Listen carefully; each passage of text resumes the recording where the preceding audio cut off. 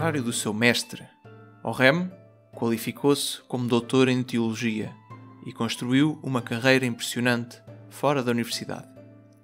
Ele foi tutor do futuro Carlos V da França, 1338 a 1380, para quem, mais tarde, traduziu vários tratados científicos para o francês. Como recompensa, o rei elevou-o ao bispado de Lisieux em 1377. Apesar desta vida profissional ocupada, ele escreveu vários tratados importantes sobre mecânica e matemática que se basearam no trabalho de Buridan e dos calculadores de Merton. Excepcionalmente, para a sua época, ele também foi um oponente implacável da astrologia. Bem, Bernardo, aqui estamos a ouvir um dos autores que escreveu um dos livros mais ao mesmo tempo acessíveis e interessantes sobre a ciência na Idade Média, o James Hannam, um livro que nós já falámos várias vezes, o God's Philosophers, ou então Genesis of Science, dependendo se é a versão britânica ou americana. E eu acho... Por acaso, este aqui, eu acho que ele está traduzido para português. Está sim, o Gênesis da Ciência. Sim, senhor. Chama-se A Origem da Ciência. Chama-se A Origem da Ciência. E foi publicado em 2021 pela editora Alma dos Livros. Recomendamos vivamente procurarem este livro. Exato. A Origem da Ciência. É um Por livro acaso, acho que temos extraordinário. acho que temos incluído nas notas destes nossos cromos medievais. Portanto, estamos de volta aqui aos nossos cromos medievais. E esta citação é interessantíssima. Há aqui várias coisas para comentar. Nós estamos aqui... Estamos a falar aqui do Nicole Orem, não é? Que foi, como aqui a citação indica, foi bispo de Lisieux. Não é? Lisieux, terra em França, de onde mais tarde é conhecida Santa Teresinha, também é de lá, não é? Sim. Fala aqui de Carlos V da França, é o da França, não o rei espanhol, e fala aqui, e aqui a parte que interessa para o nosso episódio de hoje, fala aqui de coisas que ele fez em mecânica e matemática que se baseou em cromos que nós já aqui falámos, não é? Portanto, Jean Buridan e os calculadores de Merton foram os 2 últimos episódios que fizemos aqui da nossa série dos cromos medievais. Mas quem foi este Orem? Como é que ele surge e o que é que ele fez de especial? Sim, no fundo, Gonçalo, aqui o Nicole Orem faz parte de uma geração de ouro, podemos dizer assim, da Universidade de Paris. Ele nasce, algures entre 1320 e 1325, nasce na Normandia. Não se sabe nada acerca da sua família. Sabe-se apenas que ele teve patrocínios, teve alguém que o ajudou a seguir os seus estudos para pagar as suas despesas, porque era caro ser aluno em Paris, na Universidade de Paris. E ele, portanto, fez o seu currículo. Hoje é, não é? Ainda hoje em dia, exatamente. Não faças essa piada, Gonçalo, por favor. Não faças essa piada. Eu já sei qual é a piada que ias fazer, mas não faças. Ok. É para não politizar aqui o nosso podcast. Não, eu não ia, por acaso não ia, mas agora disseste. Pronto. Mas chega. Vamos seguir. Portanto, o Nicole Orem estudou o currículo de artes em Paris. Ele estudou com o Jean Buridan, que foi o seu mestre. Já falámos aqui nele, como tu dizias. E também com o Albert de Saxónia, outro nome que também já nós invocámos no episódio do Jean Buridan. Ele, inclusive, ele foi regente no currículo de artes por volta de 1342. Depois foi estudar teologia, portanto este percurso é perfeitamente normal, ou seja, já falámos várias vezes sobre isso, não é? Os alunos primeiro fazem um mestrado em artes e depois seguem para um doutoramento, não é? Ou em medicina, ou em teologia, ou em direito. Neste caso ele estuda teologia em Paris, em 1348, torna-se doutor em teologia em 1356 e depois vai chefiar o Colégio de Navarra. No ano de 1364 ele é nomeado para a Catedral de Rouen. Em 1369 ele começa um trabalho muito importante de tradução de obras aristotélicas a pedido do rei Carlos V, como tu dizias, para francês, e recebe uma pensão do rei para este efeito, e por causa dos méritos do seu trabalho de tradução de obras aristotélicas, ele é realmente nomeado bispo de Lisieux, como tu dizias, no ano de 1377, e vem a morrer 5 anos depois nessa mesma cidade, em Lisieux. E quem era este Nicole Orem? Bom, é uma das melhores cabeças da Idade Média. Ele escreveu sobre uma variedade de temas, o que mostra as suas capacidades intelectuais, em obras sobre economia, obras sobre matemática, sobre física, sobre astronomia e astrologia. Ele era bastante crítico da astrologia. A astrologia aqui no sentido divinatório, já falámos um pouco sobre isso, né? A astrologia Sim, já na lógica na lógica do adivinhar o futuro, que é algo que a Igreja Católica sempre condenou, não tanto a astrologia... A lógica de retirar a liberdade aos seres humanos, não é? Exatamente, aqui não estamos a dizer aquela crítica à astrologia que tem aplicações na altura no terreno da medicina, no terreno da agricultura, não estamos a falar disso, estamos a falar da astrologia aplicada ao destino do ser humano. Escreveu sobre astronomia... É uma distinção importante, já aqui falámos várias vezes, não é? Muito importante. Muito importante. Escreveu sobre astronomia, sobre filosofia, sobre teologia, e portanto era um homem realmente bastante versátil e que escreveu sobre temas muito importantes aqui para o nosso café Ciência e Fé, e é por isso também que o trazemos e que o nomeamos, e é um dos cromos mais impressionantes aqui da nossa caderneta. Este tipo era brilhante. Então, se calhar, passamos um bocadinho aqui às contribuições dele, científicas dele, não é? Sim, científicas, que parecem mais... Ou seja, é muito na área da matemática, e matemática aplicada em particular ao movimento dos corpos, não é? Portanto, acaba por ser...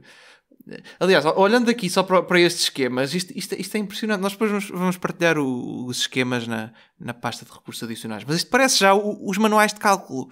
Sim. É engraçadíssimo. É engraçadíssimo que ele está a ter aqui intuições que ainda hoje são utilizadas. Portanto, o que é que ele faz, não é? Portanto, ele pega aqui na obra dos calculadores de Merton, não é? Relativos à velocidade média e estas coisas assim. E ele vai inventar aqui um sistema, não é? O sistema de abscissas e ordenadas, e vai mostrar este teorema da velocidade média de forma geométrica.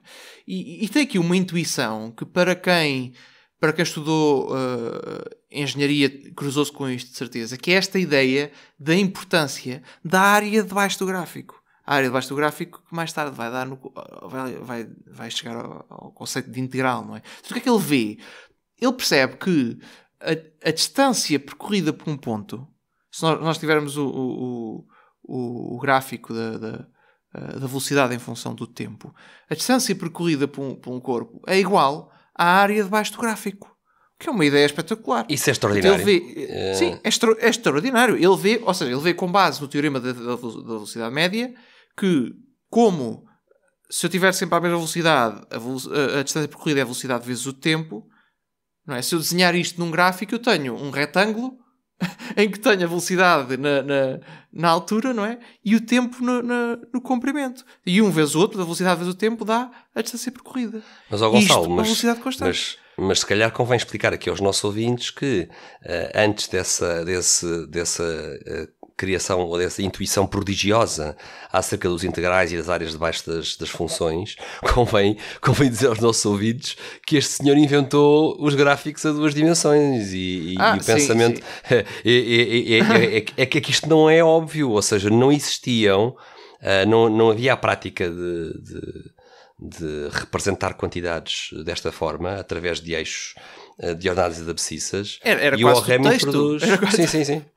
E ele introduz este conceito. E é interessante que ele começa por se preocupar com questões relacionadas com as qualidades acidentais em Aristóteles, não é? Com o que se chama os acidentes de um corpo, nomeadamente a temperatura ou o calor de um corpo.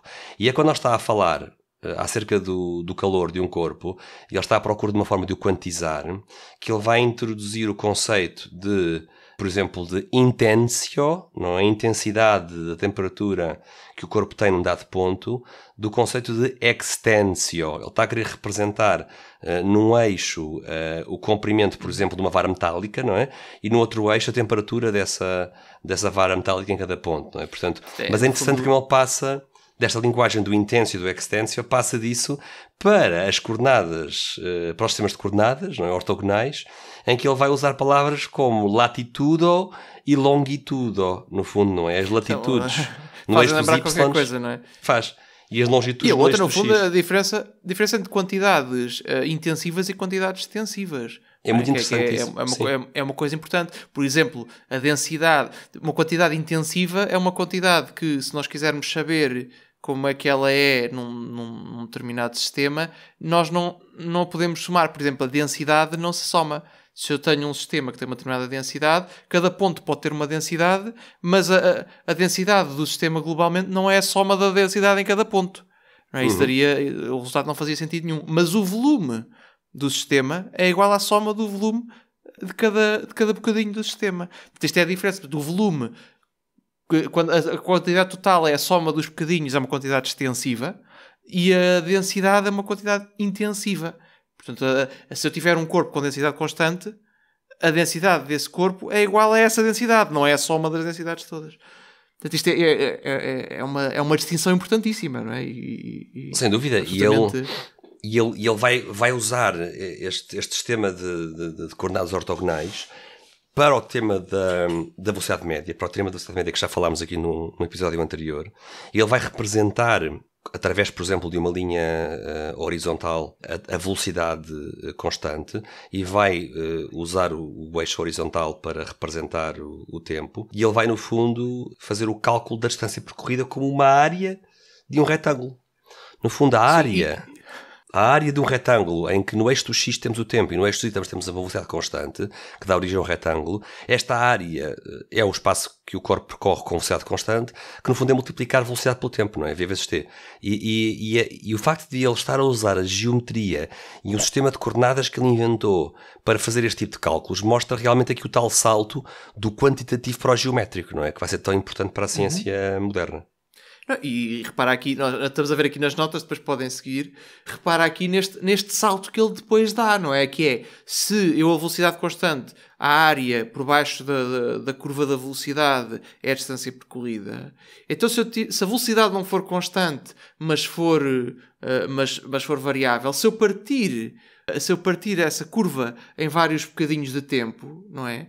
Bocadinhos suficientemente pequenos, e calcular a área como se fosse um retângulo, como se fossem retângulos com alturas diferentes, e depois somar isso tudo, isso vai-me dar a distância percorrida. E isto é a intuição base que depois vai dar origem ao conceito de integral. E que ainda hoje é utilizada, por exemplo, quando queremos aproximar um integral de forma numérica. No fundo, é partir a função em bocadinhos e depois somar esses bocadinhos. Não é? E só com Leibniz é que depois vamos ter um tratamento sistemático disto, não é? Mas temos aqui, mais uma vez... E Newton também. E com Newton, sim. Esta parte. E temos aqui realmente uma distância de 300 anos, quase 400 anos, entre estas duas gerações. É uma coisa impressionante. Sim, porque depois o visionário salto grande do cálculo, o salto grande do cálculo vai ser dizer, ok, agora imagina que estes bocadinhos têm... São infinitesimais. Qual é o limite quando a largura destes bocadinhos tende para zero? O que é que se obtém? E aí deixa de ser uma soma, passa a ser um integral. Sim. E pronto, estamos aqui a entrar em jargões matemáticos, mas os nossos ouvintes vão-nos desculpar. Mas isto é uma intuição genial, atenção. Isto estamos aqui a ver o Bispo Eliseu. E é impressionante como é que ele tem tempo de fazer estas coisas todas sendo Bispo. Não é? Não, isso é incrível, com as suas responsabilidades, quer de reitor, não é? De colégios e com os seus cargos eclesiásticos, é absolutamente incrível. Exato. E nós vamos partilhar isto na nossa pasta partilhada, mas queremos também dar-vos aqui uma nota interessante, não é? Que um dos resultados que deram fama a Galileu, um dos temas que o Galileu trabalhou depois da sua condenação, já em prisão domiciliária, foi a demonstração geométrica que o Galileu fez do Teorema da Velocidade Média, que é um resultado que ele publica em 1638, mas nós vemos que o Niccolò Rem fez essa mesma demonstração em 1350, quase 300 anos antes. Ele fez essa demonstração na sua obra sobre as configurações de qualidades e movimentos. E nós vamos partilhar o desenho para que possam ver como ele utiliza áreas de formas geométricas para fazer a prova do tema da velocidade média, não é? Sobre o qual nós já falámos no nosso episódio anterior sobre os calculadores de Merton College. Exato. E pronto, se calhar estamos na altura de fazer aqui um curto intervalo e voltamos já com a continuação deste tópico do Niccolò Rem. Até já. Até já.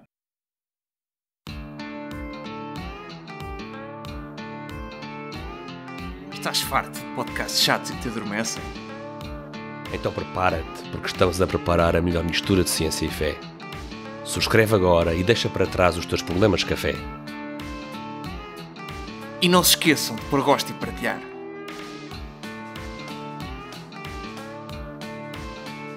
Não parecia o George Clooney, pois não?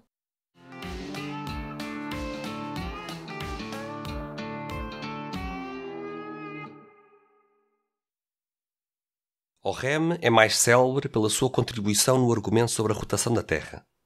Avançando na análise de Buridan, ele explicou que quando disparamos uma flecha para o ar, ela já partilha o movimento rotacional da Terra. Como a atmosfera também se move com a Terra, não há razão para que a flecha não voe para cima e para baixo em relação ao arqueiro. Ao propor isto, Ogham estava na verdade a desafiar a lei de Aristóteles de que diferentes tipos de movimento são contrários. No seu esquema, a flecha deve mover-se simultaneamente, naturalmente, com a rotação da Terra e violentamente a partir do arco que a disparou. Ele concluiu que não podemos usar nem a razão nem a observação para determinar conclusivamente se a Terra se move. Aqui, Gonçalo, temos uma citação, mais uma vez, do James Hannam, do seu livro A Origem da Ciência, traduzido no seu título em português, com o subtítulo Como os filósofos do mundo medieval lançaram os fundamentos da ciência moderna, e mais uma vez aqui o James Hannam, Gonçalo, a destacar um livro extraordinário, a destacar este contributo do Niccolò Ogham. É um prelúdio àquilo que vai ser depois o trabalho extraordinário do Nicolau Copérnico, não é? Que só vai surgir 2 séculos depois, no século XVI.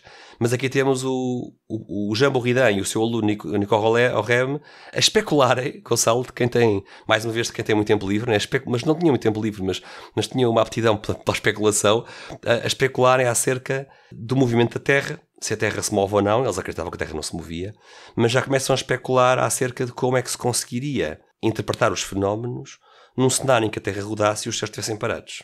O que é interessante. Não, e esta intuição é extraordinária. Ou seja, há aqui algumas coisas que, olhando para esta situação, há aqui alguns pontos que nós hoje discordaríamos. Mas a intuição de que se a Terra se estiver a mover, a flecha partilha a velocidade da velocidade da Terra é uma intuição importantíssima.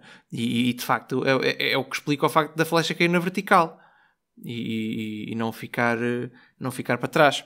Sim, apesar, assim, agora esta analogia obviamente tem limitações, não é? Depende de quão alta é que atiramos a flecha, depende aqui de uma série de coisas, mas a verdade é esta, é que se eu tenho a flecha na mão e eu estou em cima da Terra e a Terra está a rodar, então a Terra está-me a transmitir a minha velocidade que tem e eu transmito à flecha a velocidade que tenho. Quando eu o atiro para cima, ela não vai só com a velocidade vertical, vai também com a velocidade horizontal que eu tenho pelo facto de estar na Terra.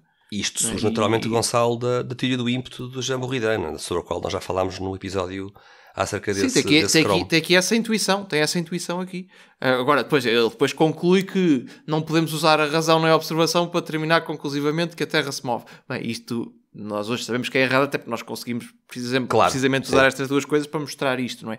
Mas repara que esta intuição está cá e no fundo ele está-nos a dizer que nós não podemos, na época não se podia, através daquilo que se conseguia ver, dizer se a Terra estava parada ou não, que é muito interessante. Mas no fundo, Gonçalo, quer o Jean Buridan, quer o seu aluno, eram geocentristas, eram ptolomaicos, não é? E é interessante aqui lermos uma citação. Sim, mas tem a abertura, ou seja, tem esta abertura de pensar, ok, eu acho que isto é assim, mas se não for, não há problema porque os dados que nós temos funcionam aí também, não é? Como é que eu posso explicar os dados neste contexto?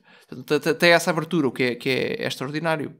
Sim, isso é sem dúvida, mas no fundo estamos aqui a falar de 2 aristotélicos, não é? No fundo, e nós vemos isso quando o Jean Buridan, por exemplo, comenta acerca do movimento da Terra o seguinte, ele no fundo diz, é mais fácil mover um corpo pequeno do que um grande. No fundo aqui a ideia dele que à partida, não é? Mover a Terra seria mais fácil do que mover corpos maiores do que a Terra, mas ele depois diz, mas as coisas não são todas iguais. Não é? E aqui entra a física de Aristóteles. As coisas não são todas iguais, diz ele, porque os corpos terrestres, pesados, não estão adaptados ao movimento. Isto é Aristóteles puro. Seria mais fácil, diz ele, mover água do que a Terra e ainda mais fácil mover ar. E ao ascendermos assim, os corpos celestes são, pela sua natureza, os mais fáceis de mover. E é por isso que o Jean Buridan e o seu aluno, mais tarde, vão ficar com esta ideia de que, pela sua subtileza, é muito mais fácil girar as orbes celestes do que a Terra sobre o seu eixo. E repara como é interessante que ele acerta naquilo que é mais fácil de observar, que são as experiências do dia-a-dia. Ele percebe que é mais fácil mover um corpo pequeno do que um corpo grande. Claro. Mas naquilo que ele não tem a observação direta, que é quanto é que pesa o Sol, não é? E quanto é que pesam os corpos celestes, ele erra. Pronto. Sim. Sim. Acho interessante aqui notarmos isto. Mas pronto, isto é uma citação do Buridan, não é? Isto é do porque o Buridan, Gonçalo, o que está aqui a acontecer é que o Buridan, ao especular acerca do peso das esferas celestes, está a pensar por fé. Está a ir atrás do Aristóteles, porque ele não tem forma de pesar na filosofia do Aristóteles. Claro, está a confiar na filosofia de Aristóteles, não é? E por acaso um dia isto é interessantíssimo. Vamos fazer um episódio em que explicamos como é que nós conseguimos pesar os corpos celestes. É um tema. Porque de facto, como é que eu sei qual é a massa do Sol? Olha, também gostava que tu explicasses isso, também não sei. Também gostava que tu explicasses isso. Fácil. Temos que fazer alguns episódios. É interessantíssimo. E nós fizemos isto numa cave. Como é que é possível pesar a massa do Sol numa cave? Enfim, haveremos de ter um episódio em que... Sim, temos que fazer isso. Não foi só numa cave, mas fizemos a peça que falta para isso, que não se faz olhando para o céu, nós fizemos numa cave. E chegados aqui a este ponto, de que forma é que o Nicolau Reme especula essa hipotética rotação da Terra que ele rejeita, mas ele faz o exercício do advogado do diabo, no fundo, a sua especulação, como tu dizias, estando aberto a essa interpretação cinemática inversa, não é? Em que a Terra rodaria e os céus estariam parados. O que é que ele diz? O que é que ele diz quando comenta o livro de Aristóteles, o De Cello? E atenção, não esquecer aqui que o Nicolau Reme está a comentar e a traduzir estas obras para francês. É uma das características que o faz ser primeiro subsidiado pelo rei e depois recompensado pelo rei, não é? É o seu comentário e tradução às obras de Aristóteles. Ao comentar o De Cello no ano 1377, o que é que o Nicolau Reme diz nesta tal sua especulação? Primeiro ele diz que se a Terra rodasse, arrastaria todas as coisas com ela, incluindo o ar. Não é? É aquela questão de que a Terra roda, faz todo sentido, não é? E nós hoje em dia sabemos que é isso que acontece. Por outro lado, se a Terra rodasse, ao arrastar consigo o ar, não é? Uma flecha lançada na vertical, como vimos há bocadinho na citação do James Hannam, cairia na vertical. O que faz todo o sentido, não é? E aquele argumento que os adversários aristotélicos do Galileu vão usar, a ideia de que a pessoa lança um projétil na vertical e esse projétil não fica para trás, não é? Já está aqui uns séculos antes a ser encaixado, não é? Conceptualmente pelo Nicolau Reme, não é? Sabes que o sítio mais fácil para testar isto é num comboio. Que é quando o comboio vai a velocidade constante, tu podes tirar uma coisa ao ar e ela não... E ela vai cair na vertical. Certo. Ela vai cair aliás, talvez a maneira mais interessante de fazer isto é pendurar qualquer coisa com um fio e ver que ela fica na vertical quando o comboio está a velocidade constante. Depois, quando o comboio faz uma curva, ou quando trava, ou quando acelera, o fio começa a fazer um ângulo com a vertical. É interessante, que é aí que acontece a aceleração. Mas se ele vai a velocidade constante, que é mais ou menos o que acontece quando nós estamos à superfície da Terra. Não é bem verdade que nós andamos em círculo, não é? Mas esse círculo é tão grande que na prática, num dado instante, estamos a velocidade praticamente constante, não é? E portanto o que acontece aqui é isso, não é? A flecha está connosco, nós estamos a andar a uma velocidade quase constante, atiramos a flecha ao ar e quando ela cai praticamente no mesmo sítio porque trazia também essa velocidade. Sim. E é engraçado. Depois... É claro que isto depende da altura a que se atira a flecha, atenção, mas pronto. E ele aqui também faz a observação de que se a Terra se rodasse em vez dos céus, que essa rotação diária da Terra seria muito mais modesta a nível de velocidade, não é? No fundo, no modelo aristotélico, a velocidade da esfera das estrelas do firmamento, por exemplo, das esferas dos planetas, são velocidades incríveis. E como nós vimos, isto é aceito e entendido pelos aristotélicos porque esses corpos são subtis, e como são subtis, movem-se com muita agilidade, não é? Mas no modelo ptolomaico geocêntrico, as velocidades dos orbes celestes são alucinantes. São absolutamente incríveis do ponto de vista de velocidade. Como um detalhe interessante, estes argumentos, estilo advogado do diabo do Nicolau Reme, Gonçalo, vão ser aproveitados por quem? Pelo nosso Nicolau Copérnico, na sua obra De Revolutionibus, sobre as revoluções dos orbes celestes, sobre a qual nós falámos na nossa saga Galileu, O Copérnico aproveita estes argumentos para defender o modelo heliocêntrico. Portanto, é mais uma vez um sinal. Ele olha e diz, estão a ver este bispo importantíssimo daqui há uns anos atrás. Ele também dizia que não havia problema se a Terra se movesse. Não é? Claro. Portanto, no fundo temos aqui mais um exemplo de reaproveitamento. Sim, ao mesmo tempo a abertura, não é? De um bispo a especular sobre este tipo de coisas. Não é? Sim. Para além da importância do Nicolas Rem nos sistemas de coordenadas, como nós falámos, nas provas geométricas, como nós falámos, e também na especulação acerca do movimento da Terra, com toda a implicação que isso tem para o caso do Galileu, eu não resisto, Gonçalo, a partilhar aqui com os nossos ouvintes um detalhe que eu achei interessantíssimo ao ler sobre a biografia dele. A contribuição do Nicolas Rem no campo da economia. Ele escreve um tratado acerca da origem, natureza, lei e alterações do dinheiro, que é um tratado de ciência económica que, tanto quanto nós podemos perceber, é bastante exato para uma obra que é escrita na segunda metade do século XIV. É interessantíssimo. Ele, no fundo, é um tratado teórico, acerca de uma teoria sobre o dinheiro, no fundo, e ele tem aqui algumas convicções que são muito interessantes e mostra mais uma vez como a Idade Média foi a Idade das Luzes e não a Idade das Trevas, como se costuma dizer. Ele defende que os seres humanos têm um direito natural a ter propriedade e que a propriedade pertence ao indivíduo em primeiro lugar e depois à comunidade. Ele diz que no fundo o monarca tem obrigações perante o bem comum, que o monarca deve colocar à frente quaisquer assuntos seus privados. Portanto, no fundo aqui, a teoria económica do Nicolas Rem é uma teoria que não é compatível com a monarquia absoluta. Ele não é a favor de uma monarquia... O Estado serve para servir os cidadãos e não o contrário, não é? E não para servir o monarca, tal e qual.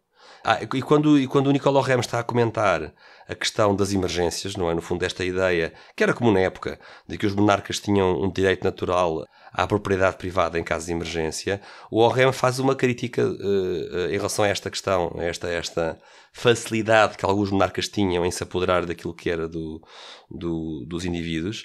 E ele, no fundo, diz que qualquer governante que se apodere legitimamente da propriedade privada dos indivíduos é um tirano. Ele usa até a palavra tirano.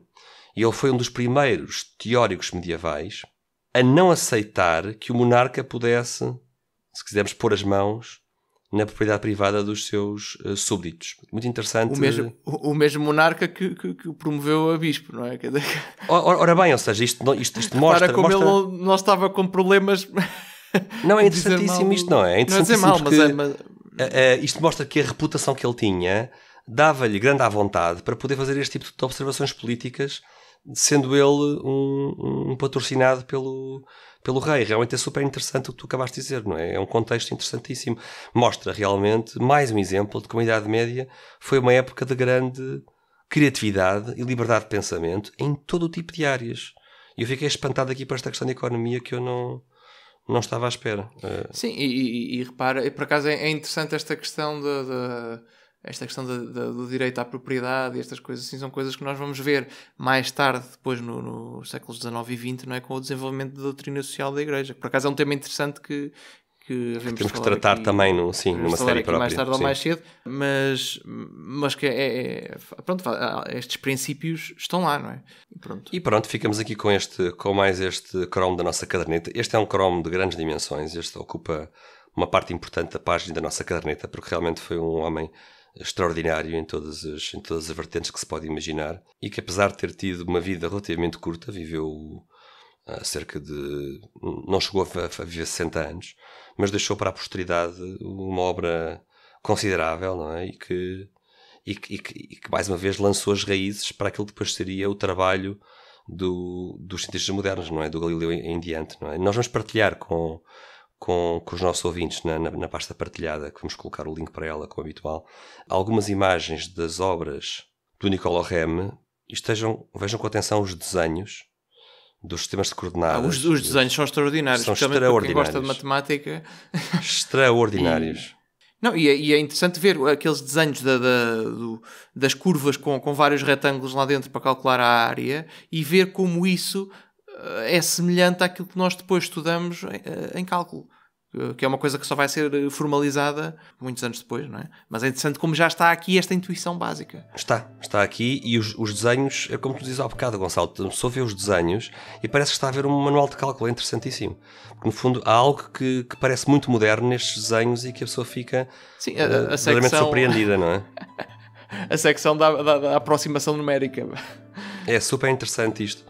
E estou agora também aqui a ver mais um detalhe final, e com este detalhe terminamos aqui este cromo, também da destreza matemática do Niccolò Rem. Eu estou aqui a ver que ele foi o primeiro matemático a provar que as séries harmónicas divergem. Tanto quanto aqui aparece, estou a ver aqui no artigo da Wikipédia sobre Niccolò Rem, só no século XVII é que o Pietro Mengoli prova a divergência das séries harmónicas, e no entanto o Niccolò Rem provou isto 3 séculos antes, não é? A destreza mental do Rem matemático, não é? Este realmente era um grande cromo. E como é que ele fazia isto e era bispo, não é? Extraordinário, extraordinário. Muito bem, vamos despedir-nos do Niccolò Rem. Gonçalo, muito obrigado. E até à próxima. Obrigado, até ao próximo Bernardo. cromo da nossa caderneta. Foi bastante interessante para ver aqui estes génios medievais. E pronto, olha, até à próxima. Até ao próximo episódio. Um abraço. Um abraço.